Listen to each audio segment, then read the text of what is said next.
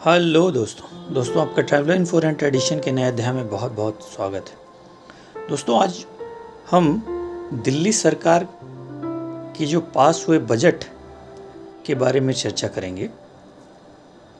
दोस्तों दिल्ली सरकार का पास हुआ जो बजट था उसमें इंफ्रास्ट्रक्चर पर बल दिया गया है और वो उसके ऊपर समर्पित भी दिख रहा था।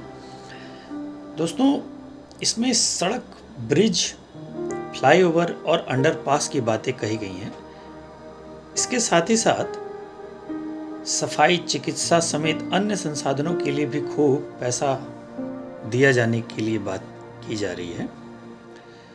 दोस्तों अगर बजट की 10 बड़ी बातों पर हम जिक्र करें और ये कैसे इन इंफ्रास्ट्रक्चर से कैसे आने वाले दिनों में दिल्ली सरकार या दिल्ली की दशा या दिशा बदल सकती है, उसके बारे में हम चर्चा करेंगे।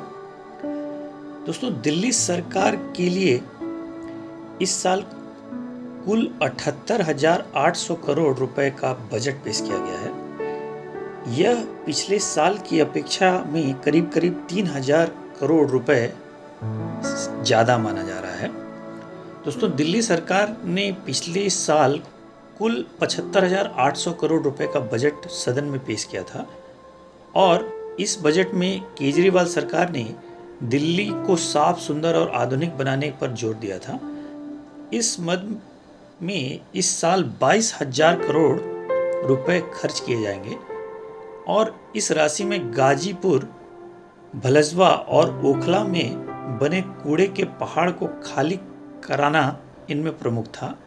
हालांकि इसके लिए सरकार ने 2 साल का प्लान बनाया है और इसके लिए दिल्ली सरकार एमसीडी को लगभग 850 करोड़ रुपए का लोन भी देगी। दोस्तों इसके अलावा दिल्ली में 29 नए फ्लाईओवर, अंडरपास और पुल बनाने की योजना है। इसमें बारापुला फेज 3 फ्लाईओवर, पंजाबी बाग से राजा गार्डन और नजफगढ़ फिरनी एलिवेटेड रोड शामिल हैं।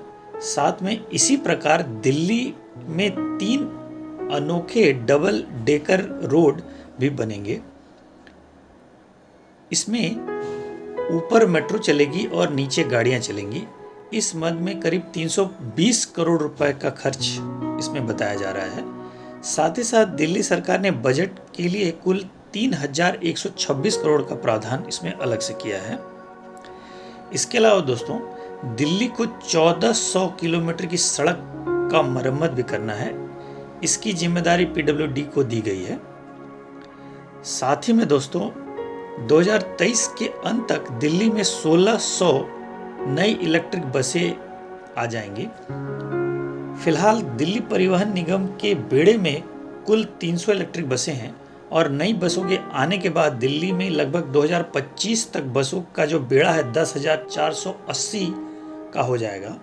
साथ में इनमें 8,280 बसें इलेक्ट्रिक होंगी।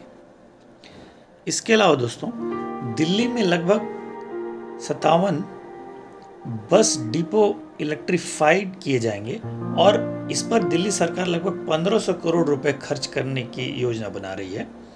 साथ ही साथ यह कार्य डीएमआरसी करेगी और वहीं द्वारका से विश्व स्तरीय आईएसबीटी बनाने की भी सरकार की योजना है। इसके साथ ही साथ दोस्तों दिल्ली सरकार ने यमुना को साफ करने के लिए 6 बिंदुओं वाला एक्शन प्लान भी तैयार किया है। इसमें दिल्ली में एसटीपी और सीईडी एसटीपी का अपग्रेडेशन शामिल है और वहीं दिल्ली सीमा के अंदर हर घर को सीवेज कनेक्शन से जोड़ा जाएगा। ये इन बजट में इनका प्रावधान रखा गया है।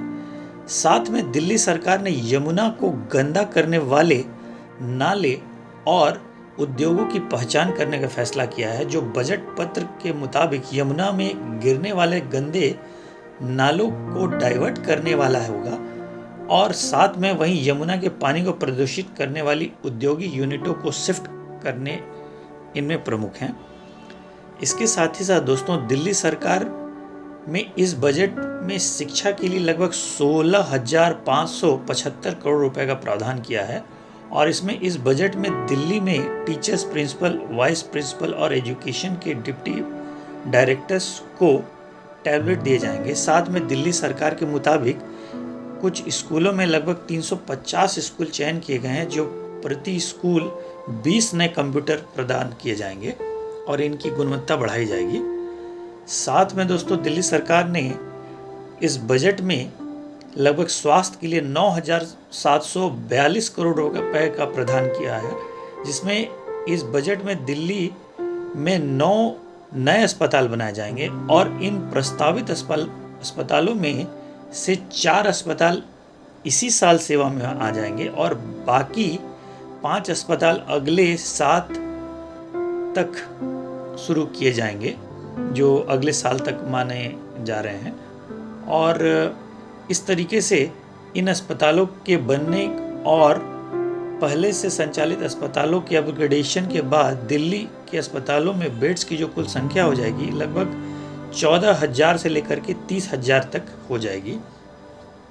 साथ ही में दोस्तों दिल्ली के बजट में कुल आपूर्ति और स्वच्छता के लिए लगभग 6,343 करोड़ रुपए का अलग से प्रावधान किया गया है, जिसमें इसी प्रकार समाज कल्याण, महिला और बाल विभाग, जिसमें SC, ST, OBC कल्याण विभाग के लिए कुल 4,744 करोड़ का प्रावधान अलग से किया गया है।